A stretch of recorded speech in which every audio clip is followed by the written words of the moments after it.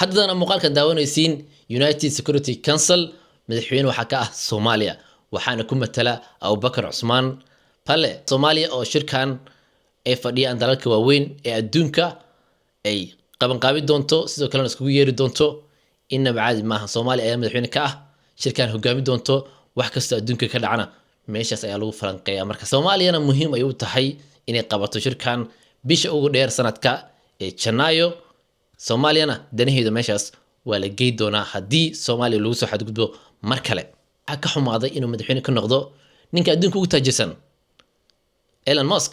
wuxuu taagan yahay Soomaaliya si ay ugu noqon kartaa meeshan Mareykanka horta sida caadiga ah waxay iska dhigaan adduunka dhan inay ka weyn yihiin waxaynu u arkaan wadamada kale yani waysan sidoo kalena UN Security Council markaste waxay dhaxaan maxay tahay maxaa loo bedelahay madaxweynenimada maxaa loo bedelaa markaste dal kasta adduunka muxuu u qabtaa way ka soo horjeedaan maadaama ay rabaan markaste in ay awood ay sareeyaan sidoo kalena hadalkooda aan kama dhibcan ka ahayn sidoo kale aan laga sareynin ee rabaan markaste marka Soomaaliya ay hogaamin doonto meeshaas madaxweynaha UN Security Council waa Soomaaliya waxaana ku hogaamin doona Abubakar Cusmaan legendkii Soomaaliya difaacay hala saar salaanta